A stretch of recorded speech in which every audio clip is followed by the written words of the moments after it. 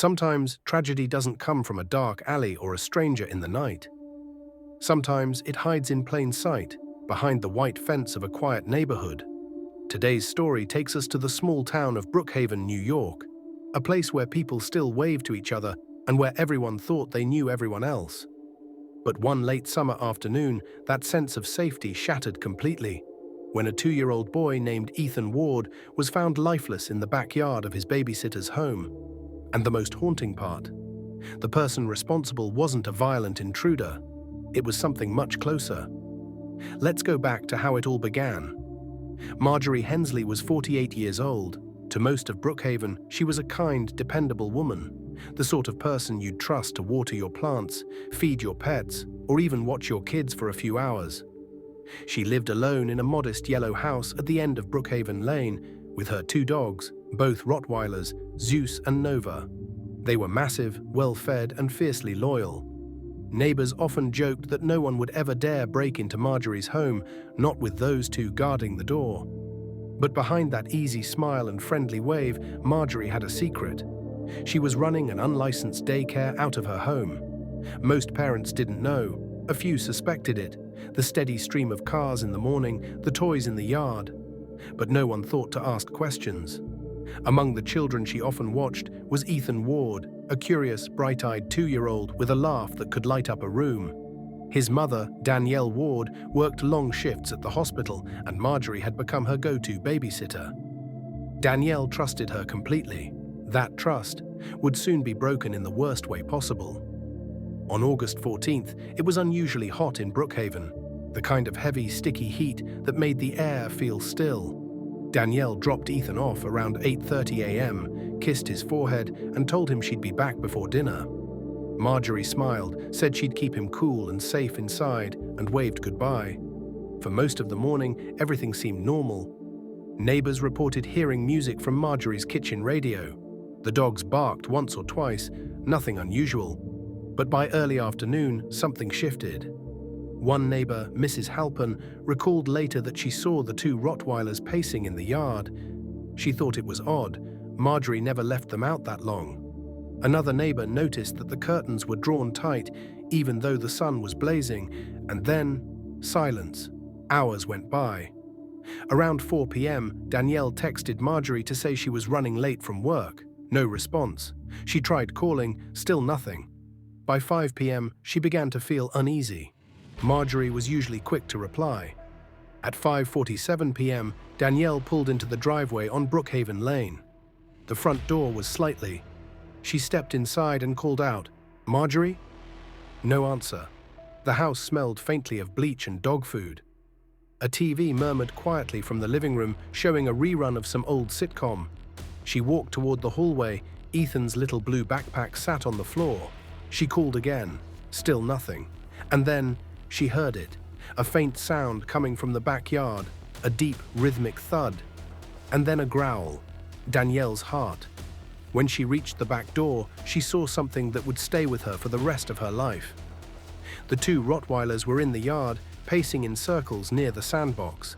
Their paws were muddy, their fur matted with something dark. Lying near the garden edge was Ethan's tiny red shoe. Danielle screamed. That scream broke the stillness of Brookhaven Lane. Within minutes, neighbors were running toward the house, phones out, calling 911. When paramedics arrived, Marjorie was found asleep in her bedroom upstairs, completely unaware of what had happened. When officers woke her, she appeared disoriented, confused, maybe even groggy. She said she had just laid down for a moment, but investigators later discovered something chilling. Marjorie had been asleep for over 3 hours. Ethan never made it to the hospital. The news spread through Brookhaven like wildfire. A child gone in a neighborhood where nothing bad was ever supposed to happen. People asked the same question over and over, how could this happen? And yet, behind that heartbreak was something deeper. A web of negligence, deception, and secrets that had been hiding in plain sight all along. Because when investigators started digging into Marjorie's background, they discovered that this wasn't just a tragic accident. It was the result of choices that had been quietly building toward disaster. But to understand how everything led to that terrible day, we need to go back. weeks before the tragedy, to the moment Marjorie's secret life began to unravel. In the next part, we'll uncover the truth about Marjorie Hensley, the hidden daycare, the ignored warnings, and the investigation that shook Brookhaven to its core. Because the question everyone asked wasn't just why this happened, it was how many people knew and said nothing. When tragedy strikes a quiet town, people search for answers. But in Brookhaven, the answers only brought more pain and more questions. Because what happened on August 14th wasn't just an accident, it was the result of a chain of small, hidden choices that no one ever thought to question. And at the center of it all was Marjorie Hensley. Within hours of the 911 call, the once silent house on Brookhaven Lane was crawling with investigators. Police tape stretched across the driveway. Neighbors gathered at the end of the street, whispering, trying to piece together what they'd heard. One of them, a man named Tom Garcia, told reporters she seemed like the sweetest lady. Always waving, always with those dogs. Nobody ever imagined she had so many kids in there every day. That statement caught detectives' attention, so they started asking around, and what they uncovered painted a troubling picture. Marjorie had never been licensed to run a daycare. She had applied once, 5 years earlier, but her application was denied because her property didn't meet state safety codes. Instead of fixing those issues, she simply went underground. She began taking in a few children at a time, cash payments, no paperwork. To most parents, it seemed harmless, a kind older woman helping out working families. But inside, the conditions were far from what they appeared. Detectives found evidence that on most weekdays, there were 5 to 6 children inside that small yellow house, far more than one person could safely manage. There were cribs in the living room, toys scattered across the hallway, and an old baby monitor system that barely worked.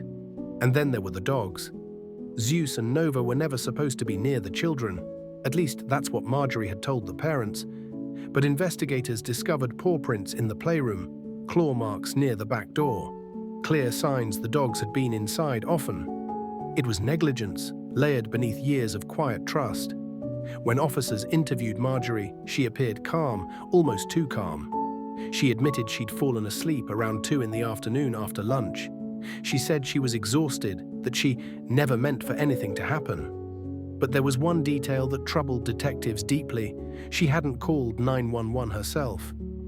It was Danielle Ward, Ethan's mother, who made that call, moments after finding him. That silence, that delay, raised questions that prosecutors couldn't ignore. Over the next few weeks, the case grew larger than anyone expected. Local news stations called it the Brookhaven daycare tragedy. People wanted justice, but what they got was a painful reminder of how fragile trust can be.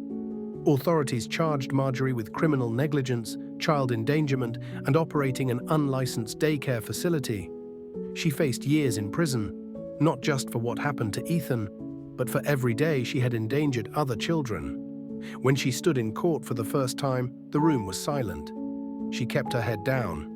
No tears, no words.